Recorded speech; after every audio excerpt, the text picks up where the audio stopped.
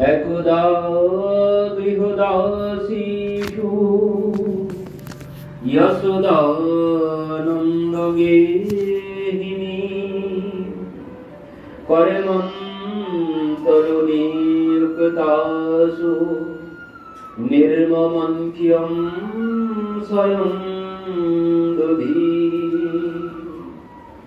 यानि यानि गीतानि तद्बालचरितानि च दधिनीर्मन्थने काले स्मरन्ति तन्यगायत।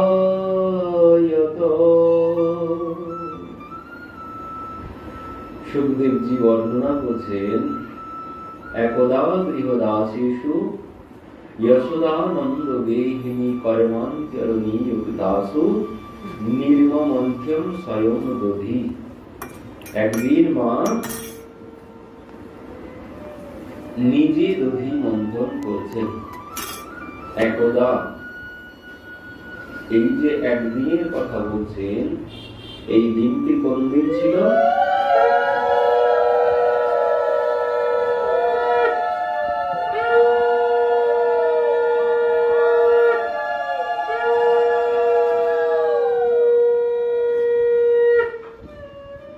এই দিনটি ছিল দীপাবলির দিনে। মা কিন্তু প্রত্যহ এই দামোদর মাসে প্রত্যহ সেই শরৎ পূর্ণিমার দিন থেকে প্রত্যেক দিন মা প্রভাতে ওঠেন, উঠে স্নান করেন, করে দধি মন্থন করেন। আজও ঠিক ওইভাবেই করছেন। তো তার মধ্যে একদিনের কথা সুখদেবজি বলছেন। দিনটি ছিল দীপাবলির দিন। মা প্রভাতে উঠে স্নান করে দধি মন্থন করতে শুরু করেছেন। এমন সময় কি হয়েছে, মা দধি মন্থন করছেন কিভাবে? বলছেন মা দধি মন্থন করছেন, ইয়ানি ইয়ানি গীতানি তদবালচরিতানি চ দধিনির্মন্থনে কালে স্মরন্তি তন্যগায়ত। মা কি করছেন? ইয়ানি ইয়ানি গীতানি মানে দধি মন্থন করছেন আর গান গাইছেন। কি গাইছেন? ওই ভগবানেরই লীলা কথা তিনি গাইছেন। মানে নিজের পুত্র যে সমস্ত লীলা করেছেন এরা আগে, ত্রেতায় যে লীলা করেছেন রামলীলা আগে, আর এখন যে সমস্ত লীলা করেছেন সেই সমস্ত লীলা কথা তিনি গাইছেন। আর সেই গানের তালে তালে মন্থন দণ্ড টানছেন, দড়ি ধরে ধরে টানছেন আর ওই তালে তালে গাইছেন। আর কি হয়েছে, মা গাইছেন আর মনটা কোথায় আছে? মনটাও ভগবানের চরণেই দিয়ে রেখেছে, মনটাও ভগবানের কাছেই আছে। কারণ মা ভাবছেন লালা তো ঘুমিয়ে আছে, আর ঘুম থেকে উঠলেই আগে বলবে মা খেতে দাও। এই জন্যে তিনি দধি মন্থন করছেন আর মনে মনে ভাবছেন কখন লালা উঠে যাবে, কখন লালা ঘুম থেকে উঠে যাবে, উঠলেই খেতে চাইবে। তো এই চিন্তা হচ্ছে। তো চিন্তন ভগবানেরই হচ্ছে। আর গানও গাইছেন তিনি, সেটাও ভগবানেরই কথা, লীলা গাইছেন। আর কি হয়েছে বলছেন, যে কর্ম করছেন, যে কর্ম করছেন কর্মটাও ভগবানের জন্যই হচ্ছে। তো এই জন্যে তন, মন আর বচন তিনটি এক জায়গায় দিয়েছে। আর এর নামই হচ্ছে তপস্যা। এই যে শরীর, মন আর বাণী আমরা এক জায়গায় করতেই পারি না। তিন দিকেই চলে। তিনটিকে এক জায়গায় আনা বড় কঠিন। শরীর দিলে মন দেওয়া যায় না। শরীরটা দেওয়া সহজ, কিন্তু মনটা দেওয়া বড়ই কঠিন। মন দেওয়া যায় না। মালা করছি হাতে, বক বক করছি অন্য লোকের সাথে, তাহলে কি হলো? তিনটি এক জায়গায় তো হলো না। আমি যা করবো, ভগবানের সেবা যখন করব, সবকিছু শরীরটা দিয়ে ভগবানের সেবা করছি, মন আর বাণীটাও যেন ভগবানের সেবায় নিযুক্ত থাকে, এটি লক্ষ্য রাখতে হবে। তো এটি সব থেকে বড় কঠিন কাজ। আর এই তিন বিষয়কে এক জায়গায় করার নামই হচ্ছে তপস্যা। মানে শরীরটা দেওয়া খুব একটা কঠিন ব্যাপার নয়, শরীর আমরা দিয়ে দিতে পারি, কিন্তু মন কিছুতেই দেওয়া যায় না। 1 ঘন্টা বসলেই দেখা যায় মন কোথায় কোথায় ঘুরে বেড়াচ্ছে। শরীর হয়তো এখানে বসে আছে, মন কোথায় কোন দিকে ঘুরে বেড়াচ্ছে তার কোনো ঠিক ঠিকানা নেই। আর এই জন্যই ভগবান বলেছেন অর্জুনকে যে অর্জুন, আমার কোনো কিছু চাই না, কি চাই? তুমি শুধু তোমার মনটা আমাকে দাও। কিন্তু অর্জুন কি বলছে? তাই পারবো, আর সব পারবো, তুমি যা বলবে। যদি বলো সোনার মন্দির বানিয়ে দিতে, প্রত্যহ 56 ভোগের ব্যবস্থা করে দিতে, সব পারবো, কিন্তু ওই মনটা দিতে পারবো না। কেন?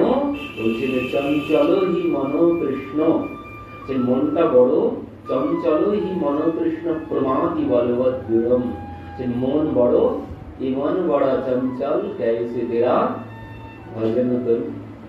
প্রভু এই মন বড়ই চঞ্চল, কি করে তোমার ভজন করব? মন এক জায়গায় স্থির করা কিছুতেই যায় না। শরীর দেওয়া যায়, অর্থ খরচ করা যাবে, সবকিছু করা যাবে, কিন্তু মন দেওয়া যাবে না। কারণ মনটা আমরা সংসারে দিয়ে রেখেছি, ওটাই আমাদের কাছে সব থেকে প্রিয়, ওটাকেই আমরা আমার বলে ভাবি। আর এই জন্য মনটা আমরা সংসারে দিয়ে রেখেছি। বাড়ি গাড়ি অর্থ সম্পদ কত কিছুর মধ্যে আমরা মনটাকে দিয়ে রেখেছি। তুলসীদাসজি একখানে বলছেন যে ওই রাজর্ষি ভরতজি কি হয়েছিল, তিনি এক জায়গায় মন দিয়েছিলেন। কোথায়? রাজর্ষি ভরত তিনি সমস্ত কিছু ত্যাগ করেছেন, করে মরণ কাল মে भी रहा मृग साधक का ध्यान, पुनर्जन्म में मृग हुए राजा मोह निदान। এই হচ্ছে মোহ, এই হচ্ছে আসক্তির ফল। তুলসীদাসজি বলছেন যে রাজর্ষি ভরত তিনি মনটা হরিণে দিয়েছিল, তার জন্য তিনি হরিণ হয়েছে। আর আমাদের মনটা যে কত জায়গায় দেওয়া আছে তার কোনো ঠিক ঠিকানা নেই, তো আমাদের কি অবস্থা হবে? সংসারী জীবের মন যে কত জায়গায় দেওয়া আছে, তিনি মাত্র এক জায়গায় মনটা দিয়েছিলেন, শুধু হরিণে মন দিয়েছিলেন, তাই জন্য তাকে হরিণ হতে হলো। আর আমার মন যে কত জায়গায়, সব জায়গায় একটু একটু করে রেখে দিয়েছি, সমস্ত জায়গায় একটু একটু করে রেখে দিয়েছি। তো তুলসীদাসজি বলছেন তার প্রতি কি হবে? যার বহু জায়গায় যার মনটা দেওয়া আছে তার অবস্থা কি হবে? এক জায়গায় মন দিয়ে তিনি হরিণ হয়ে গেলেন, আর আমি তো 10 জায়গায় একসাথে মন দিয়ে রেখেছি সংসারে, আমার প্রতি কি হবে? তো এই জন্য অর্জুনও বলছেন প্রভু মন দিতে পারবে না, মন দেওয়া বড় কঠিন। তো ভগবান কি বলছেন সেখানে দেখো, মন দেওয়া কঠিন আমিও জানি, কিন্তু দেওয়া যায় না তা নয়, দেওয়া যায় না এমন নয়, কিন্তু ভগবান বলছেন দেখো দেওয়া যাবে, তবে কি এ জন্মে না হলে পরের জন্মে। অভ্যাস করে যেতে হবে, অভ্যাসেন তো কৌন্তেয় বৈরাগ্যেন চ গৃহ্যতে।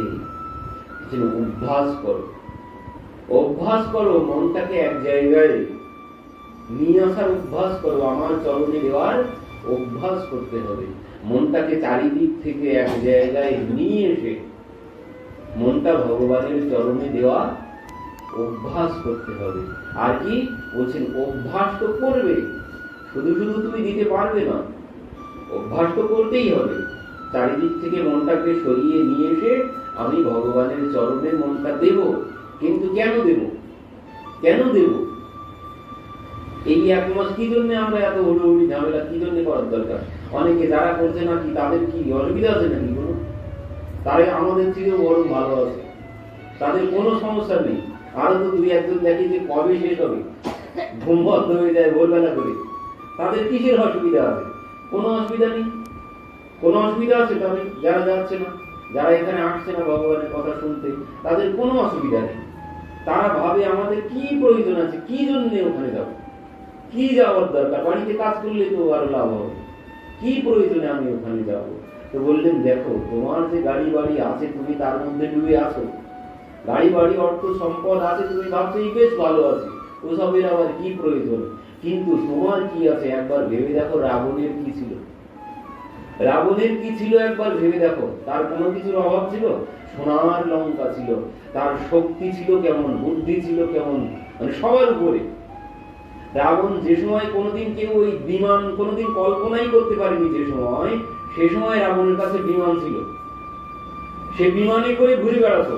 আর তার এমন বিমান ছিল, ওই যতজন উঠবে, ও কোনো নির্ধারিত কোনো ব্যবস্থা নেই যে 50 জনের সিট আছে, 50 জন বসতে পারবে, এমন কোনো ব্যাপার নয়। সেখানে যদি 500 জন, 5000 জনও বসে, তাও যাবে তার। এমন বিমান তিনি তৈরি করেছিলেন। যতজন যাবে সবাই, 5 লক্ষ মানুষ যদি যায়, সবাই যাবে, আরো একটা করে সিট বেশি থাকবে, ভর্তি হবে। এমন তার শক্তি ছিল। রাবণ কি তার ছিল না? সোনার লঙ্কা ছিল, অর্থের কি কোনো অভাব ছিল? 1.25 লাখ নাতি আর কি যেন আছে, 1.25 লাখ পুত আর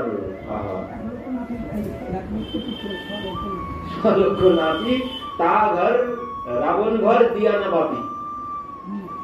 এত কিছু থাকা সত্ত্বেও রাবণের ঘরে বাতি দেওয়ার মতো আর কেউ নেই। তার কেমন শক্তি ছিল!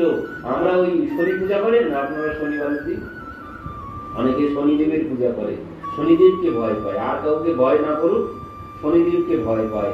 আর সেই শনিদেবকে কি করেছিল? পায়ে দড়ি বেঁধে পাহাড়ের গুহার মধ্যে, পায়ে মানে উপরের দিকে পা আর মাথাটা নিচের দিকে দিয়ে শনিকে ঝুলিয়ে রেখে দিয়েছিল। ওই হনুমানজি যখন গিয়েছিল, গিয়ে শনিদেবকে উদ্ধার করেছিল। এমন যার শক্তি ছিল, দেবতারা তার বাড়ির সব চাকর ছিল। সমস্ত দেবতারা তার বাড়ির চাকর ছিল। ব্রহ্মা প্রত্যেক দিন ভোরবেলা 4টার সময় চলে আসতো তার বাড়িতে, প্রত্যেক দিন 4টার সময় চলে আসতো। আসতেই হবে, একদম বাঁধা ধরা। রাবণের চাকর ব্রহ্মা পর্যন্ত, সমস্ত দেবতাগণ, তার এমন বড় শক্তি ছিল। সে মহাদেব বলছে, দেখো তোমাকে আসতে হবে না আমার বাড়িতে, পূজার সময় হলে আমি তোমার বাড়িতেই চলে যাব। মহাদেব পূজার সময় হলে, পূজারি যায় মন্দিরে পূজা করতে পূজার সময় হলে, আর ভগবান চলে আসেন, মহাদেব চলে আসেন ওনার কাছে, যে পূজার সময় হয়েছে, তুমি এবার পূজা করো। এমন প্রভাব ছিল তার। কিন্তু তার গতি কি হলো? তার গতি কি হলো? বেঁচে ছিল কতদিন? 72 চতুর্যুগী। 72 চতুর্যুগী বেঁচে ছিল সে, মানে সত্য, ত্রেতা, দ্বাপর, কলি 72 বার ঘুরেছে। ততদিন সে বেঁচে ছিল, এখনো বেঁচে থাকতো, যদি না ভগবান গিয়ে তাকে বধ না করতো ওই মার্গের যোগে। এই জন্য কইকেয়ী ওই বর চেয়েছিল যে 14 বছর রাম বনবাসী। 14 বছরের জন্য রাম বনবাসে যাবে। কি জন্যে? কারণ ওই যেদিন বর চেয়েছে, ওখান থেকে ওই মার্গের যোগ, মানে রাবণের মৃত্যুর যোগ আসতে 14 বছর বাকি ছিল। এই জন্য কইকেয়ী 14 বছরের বর চেয়েছে। 15 বছর তো চাইতে পারত, চাননি, 14 বছর চেয়েছে। কারণ ওখান থেকে ওই রাবণের মৃত্যু যোগ 14 বছর বাকি ছিল। এই জন্য তিনি 14 বছর বলেছিলেন। তো সেই রাবণকে যদি ওই বিজয়া দশমীতে মার্গের যোগ, তো তিনি যদি সেদিন বধ না করতেন, রাবণ আজও বেঁচে থাকত। সে এমন ব্যবস্থা করেছিল অমর হয়ে থাকার জন্য। যদি সেদিন ভগবান তাকে না বধ করতেন, আজও রাবণ থাকত, তার রাজত্বই চলত সবকিছু। কিন্তু এত প্রভাব, এত প্রতিপত্তি থাকা সত্ত্বেও তার মন্দোদরী গিয়ে বলছেন, তোমার এই অবস্থা কি জন্য হয়েছে? রাম বিমুখ অসহাল তোমারি। বলছেন, এই তুমি রাম বিমুখ, এই জন্য তোমার আজ এই অবস্থা হয়েছে। তুমি ভগবান বিমুখ বলে তোমার আজ এই অবস্থা হয়েছে। তোমার জন্য কাঁদার আজ কেউ নেই। তো যতই তোমার সুখ, সম্পদ, বৈভব থাকুক না কেন, ও দিয়ে কোনোদিন শান্তি পাওয়া সম্ভব নয়। সুখ পাওয়া যেতে পারে, সুখ পাওয়া যেতে পারে, কিন্তু শান্তি তুমি পাবে না। এই জন্য কবির দাসজি বলছেন, মন লাগো মেরো यारो फकीरी में, जो सुख पायो राम भजन में, सो सुख ना मन लागो मेरो यारो फकीरी में। যদি অর্থ সম্পদের মধ্যে সুখ থাকতো, যদি অর্থ সম্পদ গাড়ি বাড়ি এর মধ্যে যদি শান্তি পাওয়া যেত, তাহলে রঘুনাথ দাস কি সব ছেড়ে চলে যেত? তার পিতা মাতা বেঁধে রাখার জন্য তাদের কত ব্যবস্থা করেছিল। রূপ সনাতন গোস্বামী তাদের কি ছিল না, কি ছিল না? 22 লক্ষ স্বর্ণ মুদ্রা ছিল, যার একটা একটা ওজন 50 গ্রাম করে। সব বিলিয়ে দিয়ে ছেঁড়া কথা নেড়া মাথা পরনে বহির্বাস, এক এক বৃক্ষ তলে এক এক রাত্রি বাস। তো এটাই বুঝাতে চাইছেন যে দেখো, ও গাড়ি বাড়ি অর্থ সম্পদ তোমার যাই থাকুক না কেন, ও তোমার কাজে আসবে না। ও কাজে আসবে না। হয়তো কিছুদিনের সুখ দিতে পারে, কিন্তু সম্পূর্ণরূপে তোমাকে সুখী করতে কিছুতেই পারবে না, কিছুতেই পারবে না। তারপর কি বলছেন, এবার তোমার মনটা যদি ওই সংসারের বিষয়ের মধ্যে মনটা পড়ে থাকে, তাহলে তোমার গতি কি হবে?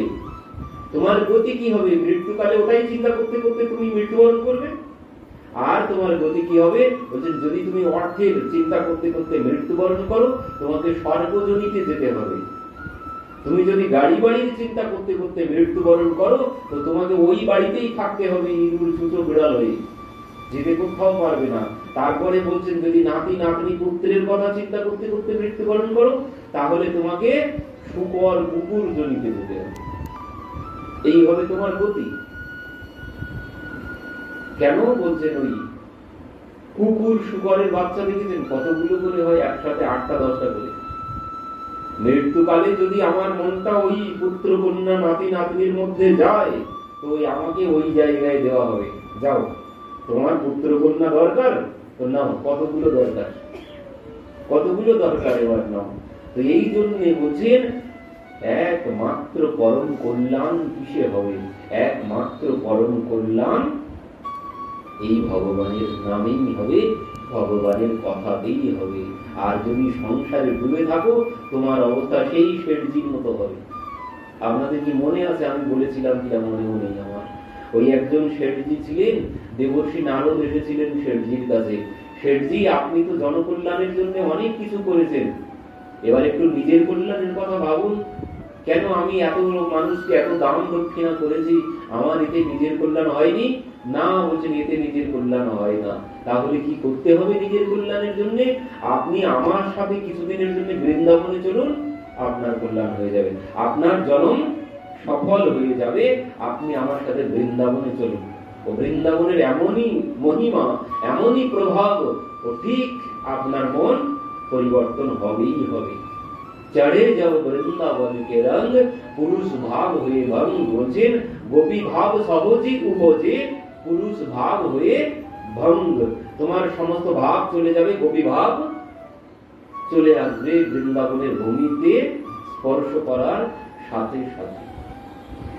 এই জন্য বললেন, আপনার কল্যাণ যদি আপনি চান, আপনি আমার সাথে বৃন্দাবনে চলুন কিছুদিনের জন্য। তখন শেঠজি কি বলছেন, দেবর্ষী, আপনি তো খুব ভালো কথা বলেছেন, কিন্তু আমার একমাত্র ছেলে, তার বিবাহের ঠিক করেছি, কিছুদিন পরেই বিবাহ। এই সময় কি করে যাই? আপনি এক কাজ করুন, আপনি কিছুদিন পরে আসুন, ছেলের বিবাহটা দিয়ে নি, তারপরে আমি আপনার সাথে একেবারে চলে যাব। তো এবার দেবর্ষী চলে গেলেন। 2-3 বছর পর দেবর্ষী এসেছেন। এসে দেখছেন ঘরে তো সুন্দরী বৌমা এসে গেছে। এই তো ঘরে বৌমা এসে গেছে, আর তো কোনো চিন্তা নেই। শেঠজি ব্যাগপত্র কি গুছিয়ে রেখেছেন নাকি? দেবর্ষী আর বলবেন না। কেন, কি হয়েছে? আমার বৌমাকে আপনি দেখেছেন, কিন্তু একটা জিনিস আপনি দেখেননি, কি? আমার বৌমা গর্ভবতী। আমার বৌমা গর্ভবতী, আর কিছুদিনের মধ্যেই আমার নাতি বা নাতনি হবে। তো এই সময় আমি কি করে যাই বলুন তো, আপনি বলুন। নাতি নাতনির মুখটা না দেখে আর কয়েকদিনের মধ্যেই আমার নাতি নাতনি হবে। তো এই সময় আমি কি করে যাই নাতি নাতনির মুখটা না দেখে? তো আপনি এক কাজ করুন, আর কিছুদিন পরে আসুন, আমি নাতি নাতনির মুখটা একবার দেখে নি, তারপরে আপনার সাথে চলে যাব। তো দেবর্ষী নারদ চলে গেলেন। আরো 2-3 বছর পরে এসেছেন। এসে দেখছেন শীতকালের দিনে শেঠজি সেই নাতিকে নিয়ে উঠানে বসে বসে রৌদ্রে খেলা করছে। এই তো শেঠজি, নাতিও হয়ে গেছে, আর তো কোনো চিন্তা নেই, তাহলে এবার চলুন। তখন শেঠজি কি বলছেন, দেবর্ষি আর বলবেন না, এই যে নাতি দেখতে পাচ্ছেন, ও তো ওর বাবা মার কাছে মোটে থাকেই না, সর্বক্ষণ আমার পেছন পেছন, আমি ছাড়া এর কিছুতেই চলে না। এখন আমি কি করে জানি এই নাতিকে ছেড়ে? আপনি এক কাজ করুন, একটুখানি নাতিটা বড় হোক, একটু 2-5 বছর বড় হোক, তারপরে আপনি আসুন, তারপরে আপনার সাথে যাব। তো এই কথা শুনে দেবর্ষি চলে গেলেন। এবার আরো 3-4 বছর পরে একদিন এসেছেন, এসে দেখছেন সে শেঠজি আর নেই, বড় হরি হরি বল হয়ে গেছে।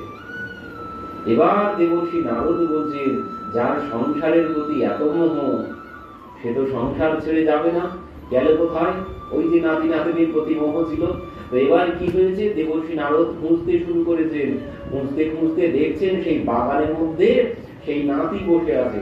তখন দেবর্ষি ভাবছেন ওই নাতি বলতে পারবে দাদুর খবর, কারণ দাদুর মনটা নাতির কাছেই পড়েছিল শেষের দিকে।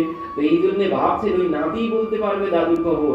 এবার দাদুর কাছে যখন, নাতির কাছে যখন গিয়েছেন, গিয়ে দেখছেন সেই নাতি কি করছে, সেই নাতি কোলের মধ্যে একটা কুকুরের বাচ্চা নিয়ে খেলা করছে।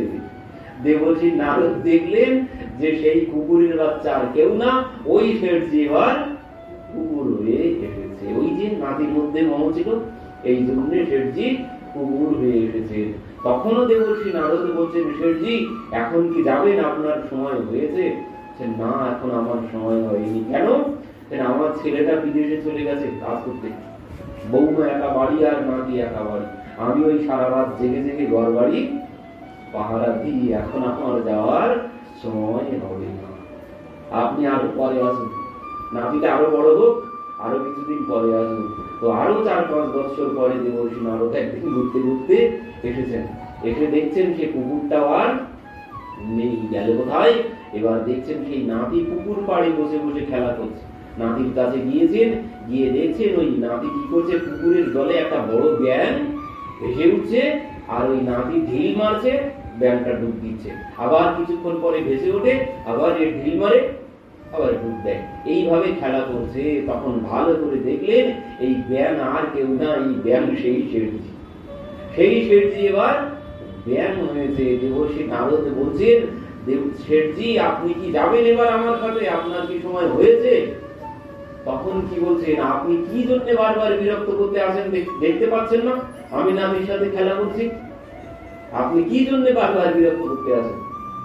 এই হবে বুদ্ধি আমার, সংসারের মধ্যে যদি পড়ে থাকি তো আমার এই গতি হবে, এই জন্ম মৃত্যু চক্র থেকে, এই পুনরূপী জন্মনম পুনরূপী মরণম পুনরূপী জননী জঠরে শয়নম, তুমি এর থেকে আর মুক্ত হতে পারবো না, ওইভাবে ঘুরতেই হবে, ওইভাবে ঘুরতেই হবে। বলছেন যে কথা দিয়ে এসেছিলাম, এখন হয়তো মনে নেই, এখন ভাবছি তো বেশ ভালো আছি। আর এই যে মনুষ্য জীবনে যে আসক্তি, মনুষ্য জীবনে যে আসক্তি, তার থেকে বেশি আসক্তি কিন্তু ওই পশু পাখিদের মধ্যে। একজন মানুষের সংসারের প্রতি যে আসক্তি থাকে, তার থেকে 100 গুণ বেশি আসক্তি থাকে কিন্তু পশু পাখির মধ্যে। কারণ আমার মধ্যে এখন কম আছে, কেন? আমার মধ্যে একটা বিচার বুদ্ধি আছে না, বিবেক আছে না। পশু পাখির মধ্যে তো এই সমস্ত কোনো কিছু নেই, পশু পাখির মধ্যে কোনো বিচার বুদ্ধি বিবেক কোনো কিছু নেই, তাদের মধ্যে শুধু আসক্তি আছে। তো এই জন্য মানুষের থেকে আরো বেশি ওরা সংসারের প্রতি আসক্ত। তো ও সব আমরা ঘুরে এসে তারপরেই মনুষ্য শরীর পেয়েছি, আর এখনো যদি ওইভাবে কাটিয়ে দিই, আবার আগামীতে ওইখানেই আমাকে পাঠিয়ে দেওয়া হবে। ওই একজন শেঠজি ছিলেন, শেঠজির মৃত্যুকালে জ্যোতিষী এসেছেন। তো জ্যোতিষীর হাত দেখে বলছেন, মৃত্যুর পরে আপনি শুকর জ্বলিতে যাবেন, মৃত্যুর পরে আপনি শুকর জ্বলিতে যাবেন। তো সেই শেঠজি বলছেন, আমি শুকর জ্বলিতে যাব? আমি এত সুখে থাকি, সোনার পালঙ্কে শয়ন করি, মৃত্যুর পরে ওই নোংরার মধ্যে কি করে থাকবো? তখন সেই জ্যোতিষীকে বলছেন, এর থেকে মুক্তির কোনো উপায় নেই? বলছেন, না, এর থেকে মুক্তির তো কোনো উপায় নেই, শুকর জনিতে আপনাকে যেতেই হবে। তবে কি, যদি কেউ আপনাকে ওই শুকর জনি থেকে মুক্ত করতে পারে, তাহলে আগামীতে আপনি ভালো জায়গায় যেতে পারবেন। কিছুদিন পর মারা গেল। তো সেই জ্যোতিষীকে তার ছেলে ডাকলো, ছেলে ডেকে বলছেন, আপনি বলুন আমার পিতা কোথায় জন্মগ্রহণ করেছে? আমার পিতা বলে গিয়েছিল যে বাবা তুই আমাকে মুক্ত করিস শুকর জমি থেকে। তো সেই জ্যোতিষী গোনা পড়া করে সব বার করেছে, করে বলছেন চলো তোমার পিতার কাছে। তো গিয়েছেন এক ওই মাঠের মধ্যে, নোংরার মধ্যে এক দল শুকর সেখানে নিয়ে গেছে। নিয়ে গিয়ে এবার সেই জ্যোতিষী দেখিয়ে দিলেন যে এটাই তোমার পিতা, যাও তোমার পিতাকে মেরে ফেলো। তো এবার সেই ছেলে মারতে গেছে, যেই মারতে গেছে সেই শুকর দৌড়িয়ে পালিয়ে যাচ্ছে। এবার সেই ছেলে জ্যোতিষীর কাছে ফিরে এসেছেন, এসে বলছেন আপনি যে বলেছিলেন, আমার পিতাও বলে গিয়েছিল যে আমাকে মুক্ত করিস বাবা, যত তাড়াতাড়ি পারিস শুকর জমি থেকে, কারণ শুকর সব নোংরার মধ্যে পড়ে থাকে, তো আমি ওই নোংরার মধ্যে থাকতে পারবো না, তুই যত তাড়াতাড়ি পারিস আমাকে মুক্ত করিস। তো সেই মতো ছেলে সেই শুকরকে মেরে ফেলার জন্য বড় হেসো এনেছে, দা মেরে ফেলার জন্য। তো এবার সেই শুকরকে দেখিয়েও দিয়েছে যে এটাই তোমার বাবা। তো সেই শুকরকে মারতে গেছে, এবার সেই শুকরের বাচ্চা পালিয়ে চলে যাচ্ছে। তখন সেই ছেলে বলছে জ্যোতিষী মহাশয় আপনার গোনা পড়ায় কোথাও ভুল হচ্ছে, এটি আমার পিতা না, এই কথা তো ছিল না, আমার পিতা মৃত্যুর আগে যা বলে গিয়েছিল এখন তো সেই কথা মিলছে না, এটি তাহলে আমার পিতা না, আপনি ঠিক করে দেখুন। তখন কি করেছেন সেই জ্যোতিষী, ওই জল হাতে নিয়ে মন্ত্রপুত করে সেই শুকরের গায়ে ছিটিয়ে দিয়েছেন। এবার বলছি এবার যাও, এবার গিয়ে মেরে এসো। এবার যেই মারতে গেছে তখন সেই শুকর কি বলছে, বাবা তুই আমাকে মানিস না, আমার যে জানা ছিল না, আমার জানা ছিল না যে এখানেই মলমূত্রের মধ্যে পড়ে থেকে শুকর জমিতে যে এত সুখ আমার আগে জানা ছিল না। ও মনুষ্য জন্মে যা সুখ ভোগ করেছি তার থেকে এই নোংরার মধ্যে পড়ে থেকে আরো বেশি সুখ এখানে, তো আমি আর মরতে চাই না। শুকর বলছে আমি আর মরতে চাই না, আমার জানা ছিল না মনুষ্য জন্মের থেকেও যে এখানে এত সুখ পাওয়া যায় নোংরার মধ্যে পড়ে। সে বলছে যে এখানে আমি ওর থেকে আরো বেশি সুখে আছি, তো তুই আমাকে মানিস না। তুই এই গতি হবে, এই গতি হবে যদি ভগবত চরণ বিমুখ হয়ে থাকি, এটাই হবে আমার পরিণাম। যদি ভালো লাগে তো ঠিক আছে, তোমার যদি এই ভালো লাগে তো ঠিক আছে, তোমাকে সমস্ত দিকে আর আসার দরকার নেই, কিন্তু জন্ম মৃত্যু চক্র থেকে আমি যদি মুক্ত হতে চাই তাহলে আমাকে ভক্তি পথে চলতেই হবে। এই জন্ম মৃত্যুর যে যন্ত্রণা, সে যন্ত্রণা এখন হয়তো ভুলে গেছি, আমরা তো সবাই কথা দিয়েই এসেছি। যখন মাতৃগর্ভে ছিলাম 10 মাস 10 দিন, সেই অন্ধকার, সেই অন্ধকারের মধ্যে কত কষ্ট করে সেখানে থেকেছি, আর সেখানে বসে বসে একটাই কথা বলেছি, হে প্রভু তুমি এখান থেকে মুক্ত করো, আর এখানে আসবো না, এবার গিয়ে যাতে এখান থেকে মুক্ত হওয়া যায় আমি সেই কর্ম করব। কিন্তু এখানে এসেই এখন হইয়া মায়ার দাস করি না অবিলাস, তোমার স্মরণ গেল বলি।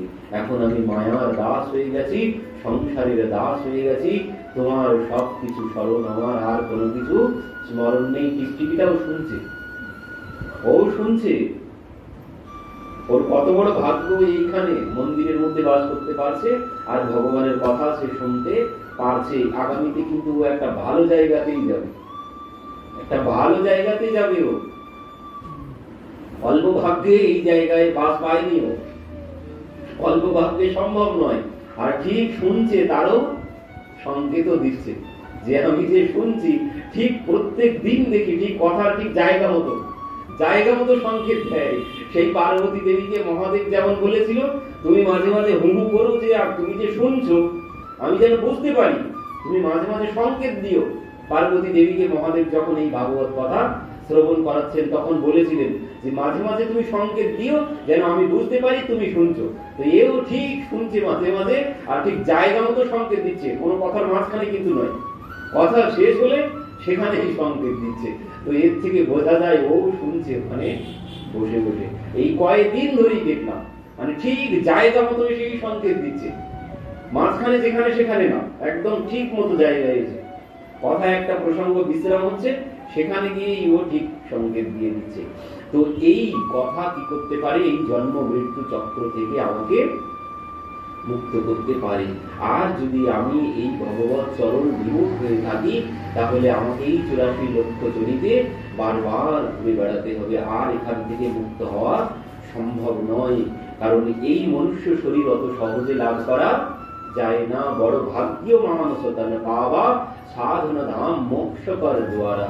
মোক্ষ লাভের জন্য, ভগবানকে পাওয়ার জন্য এই মনুষ্য শরীর পেয়েছি। ভগবান কি বলছেন? নির্দেহ মাধ্যম সুলভম সুদুর্লভম। এই মনুষ্য শরীর আমি দিয়েছি কি জন্য? নির্দেহ মানে মানব শরীর। নির্দেহ মাধ্যম সুলভম সুদুর্লভম মানে সুদুর্লভ বিষয়। জগতে যদি কোনো দুর্লভ কোনো কিছু থাকে সেটি হচ্ছে এই মানব শরীর, সব থেকে দুর্লভ বিষয়, কিন্তু সেটি আমি একদম সুলভে দিয়ে দিয়েছি। সব থেকে দুর্লভ বিষয় একদম সুলভে দিয়ে দিয়েছি। কেন? যাও তুমি আমার কাছে ফিরে এসো, এই জন্য তিনি সুযোগ দিয়েছেন মাত্র। কিন্তু আমরা ওই যে যতই বড় মূল্যবান বিষয় হোক না কেন, যদি কেউ এমনি এমনি সহজে পেয়ে যাই, তার মূল্য আমরা দিতে জানি? তার মূল্য আমরা দিতে পারি না। তো আমাদেরও ঠিক ওই একই অবস্থা হয়েছে। তিনি যে কৃপা করে এই মনুষ্য শরীরটি দান করেছেন, কিন্তু আমরা সব ভুলে গিয়েছি। এখন এই সংসার পেয়ে ভাবছি ওই সব আমার, গাড়ি বাড়ি অর্থ সম্পদ পতি পুত্র পত্নী এই সব হয়তো আমার। এগুলো একটাও আমার না। ভগবান বলছেন দেখো, অভ্যাস করো, মনটা দেওয়া অভ্যাস করো, আর সাথে সাথে কি করতে হবে? বৈরাগ্যেন চ গৃহ্যতে, বৈরাগ্য চাই। বৈরাগ্য ছাড়া মন ভগবানের চরণে লাগানো কিছুতেই সম্ভব নয়। বৈরাগ্য ছাড়া মন কিছুতেই ভগবানের চরণে দেওয়া সম্ভব নয়। তো কোন বৈরাগ্য? বৈরাগ্য মানে এই না যে ঘর বাড়ি ছেড়ে চলে যেতে হবে, এই কথা বলেননি। বলেছেন সংসারে থাকো, সংসারে থেকেই বৈরাগ্য ধারণ করতে হবে। কোন বৈরাগ্য? বলছেন এই যে গাড়ি বাড়ি যা কিছুর মধ্যে তুমি ডুবে আছো, এগুলো একটাও তোমার কোনো কিছু নয়। এগুলো তুমি ভাড়ায় পেয়েছো মাত্র, এগুলো ব্যবহারের জন্য কিছুদিনের জন্য পেয়েছো। এ কেউ তোমার সাথে যাবে না, এ কেউ শেষের দিনে তোমার সঙ্গী হবে না। ঘনানি ভৌম কোষবস্ত গোষ্ঠী ভার্যা বৃহদ্দারি অনশ্মশানে দেহস্থিতায়াম কর্মং সগচ্ছতি।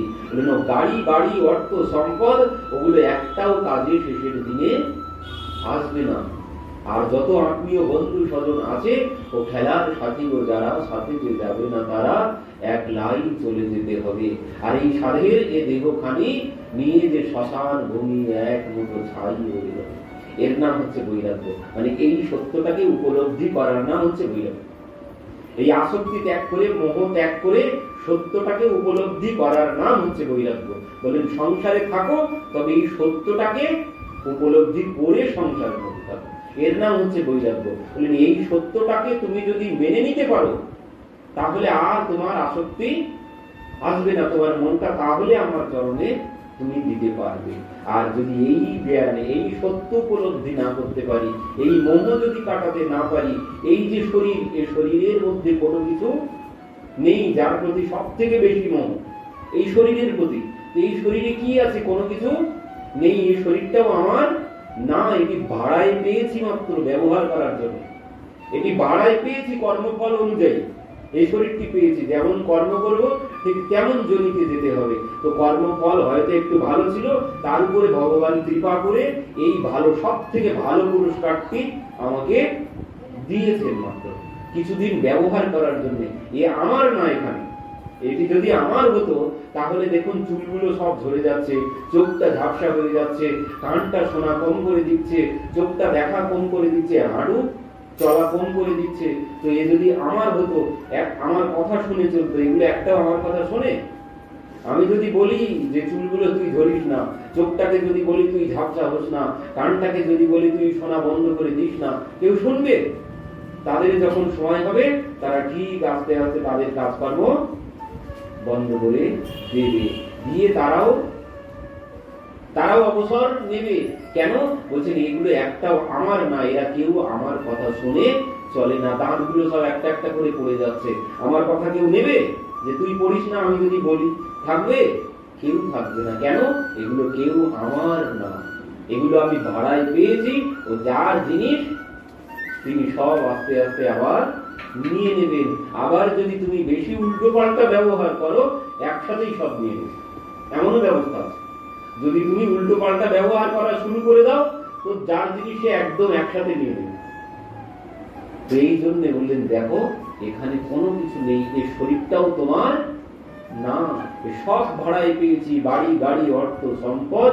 ওই দূরপাল্লার যাত্রী আমরা সবাই, দূরপাল্লার যাত্রী আমরা সবাই। যার যখন স্টেশন চলে আসবে তাকে সেখানে নেমে চলে যেতে হবে, কেউ তোমার সাথে যাবে না। তো এই বৈরাগ্য চাই। এই বৈরাগ্যের সাথে সাথে মানে এই বৈরাগ্য অর্জন করতে হবে, মানে সংসার সব মিথ্যা, এই সত্য উপলব্ধি করতে হবে, করে ভগবানের চরণে মনটা দেওয়া অভ্যাস করতে হবে। তাহলে ঠিক তোমার মনটা ভগবানের চরণে বসবেই বসবে, বসবেই বসবে। এই মায়ার সংসার থেকে মনটাকে সরিয়ে আনতে গেলে এই বৈরাগ্য চাই।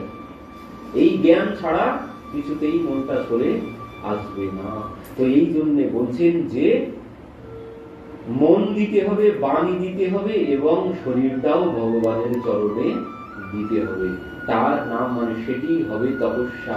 আর যখন আমি শরীর, মন আর বাণী দিতে পারবো ভগবান আর তখন কিছুতেই দূরে থাকবেন না, তিনি নিজেই চলে আসবেন আমার কাছে, তিনি নিজেই চলে আসবেন আমার কাছে। যখন আমি মন, বাণী আর শরীর একসাথে যখন দিয়ে দেব তখন তিনি আমার কাছে চলে আসবেন। তো এই জন্যে ভগবান ঘুম থেকে উঠে চলে এসেছেন, এসেই মন্থন দণ্ড চেপে ধরেছেন, চেপে ধরে বলছেন, মা তোমাকে আর মন্থন করতে হবে না, জাগাতে হলো না, এমনিই চলে এসেছেন। কারণ এই যে মা তপস্যা করছেন, এই জন্য তিনি মায়ের কাছে চলে এসেছেন। এসে বলছেন, মা খুব খিদে পেয়েছে, দুধ দাও। মা মন্থন করা বন্ধ করে দিয়েছেন, দিয়ে ভগবানকে দুগ্ধ পান করাতে শুরু করেছে। এবার দুগ্ধ পান করতে করতে ভগবান মায়ের সাথে কথা বলছেন। মা একটা কথা বলো তো, কি বাবা তোমার কাছে সব থেকে প্রিয় কে? মানে কি বলতে চাইছিস? মা আমি বলতে চাইছি তোমার কাছে এই সংসারের দুগ্ধ বেশি প্রিয় না আমি তোমার কাছে বেশি প্রিয়? দুগ্ধ তোমার কাছে বেশি প্রিয় না আমি তোমার কাছে বেশি প্রিয়? কাকে তুমি বেশি ভালোবাসো? এই কথা যখন বলেছেন, মা বলছেন, বাবা এই কথা বলতে হয়? তোর থেকে প্রিয় জগতে আমার আর কোনো কিছু আছে? তুই আমার জীবন, তুই আমার সর্বস্ব, তোর থেকে প্রিয় আমার কাছে আর জগতে কোনো কিছু নেই। গোপাল হচ্ছে বাপ, মা তো তাহলে আমাকে খুব ভালোবাসে। এমন সময় কি হয়েছে, ওদিকে দুগ্ধ বসানো ছিল উনানে, এখন সেই দুগ্ধ কি করেছে, ও আত্মহত্যা করতে শুরু করেছে। কারণ দুগ্ধ চিন্ময়, দুগ্ধ ভাবছে আমি তো তাহলে ভগবানের সেবায় লাগতে পারলাম না, ভগবান তো মায়ের দুগ্ধ পান করছে, আমি তো ভগবানের সেবায় লাগতে পারলাম না। তো যে জীবন ভগবানের সেবায় না লাগে সে জীবন রেখে কোনো লাভ নেই, ও জীবনের কোনো লাভ নেই, ও সংসারের সেবা করে কোনো লাভ হবে না, শেষে ওই অবস্থা হবে। ইঁদুর, বিড়াল, কুকুর, শুকর এইভাবেই তোমাকে জন্মগ্রহণ করতে হবে, কোনো লাভ হবে না। এই জন্য বলছেন যে জীবন ভগবানের সেবায় না লাগে ও জীবনের কোনো মূল্য নেই। তো সেই জন্য দুগ্ধ আত্মহত্যা করছে। আর সঙ্গে সঙ্গে মা যেই জ্ঞান পেয়েছে, মা দৌড়ে এসেছেন, বলছেন, বাবা তুই একটুখানি দাঁড়া, আমি দুগ্ধটা নামিয়ে আসি। আর যেই গোপালকে নামিয়ে দিয়েছেন, সঙ্গে সঙ্গে সঞ্জাত কোপহ স্ফুরিত অরুণধরম, বলছেন সঙ্গে সঙ্গে ভগবান প্রধান্বিত হয়ে গেছেন। মা তুমি এই মাত্র বললে যে বাবা তোর থেকে প্রিয় আমার এ জগতে আর কেউ নেই, তুই আমার সর্বস্ব, তুই আমার জীবন ধন, এই কয়েক মিনিট আগে বললে, আর কি করলে তুমি কাজে? আমার এখনো তো পেট ভরেনি, তো তুমি আমাকে দুগ্ধ অসম্পূর্ণ অবস্থায় সম্পূর্ণ পান করতে দিলে না, অসম্পূর্ণ অবস্থায় তুমি আমাকে ফেলে চলে গেলে। তাহলে প্রমাণ কি হলো? তুমি যা বললে ও কথার কথা, মুখের কথা, তোমার মনটা সংসারেই দেওয়া আছে, মন তুমি আমাদের দিকে পারোনি। তুই এই জন্য তিনি রেগে গেছেন। তো এবার বলছেন যে তোমার মন ওই সংসারের দই দুগ্ধ মাখনের মধ্যে ঠিক আছে। সঙ্গে সঙ্গে কি করেছেন, ওই যত দই দুধ মাখনের ভাণ্ড ছিল সব তিনি ভেঙে চুরমার করতে শুরু করেছেন। এমন সময় বই দেখছেন কি সমস্ত ঘর যেন ক্ষীর সমুদ্র বইতে শুরু করেছে। সঙ্গে সঙ্গে বানর সেনাদেরকে ডাক দিয়েছেন, দলে দলে বানর সেনা সব এসে গেছে, তাড়াতাড়ি আজ আমার বাড়িতেই ভান্ডারা, সব খেয়ে পরিষ্কার করো তাড়াতাড়ি, মা আসার আগে। কিন্তু মা আসার আগে কি তারা খেয়ে শেষ করতে পারে নাকি?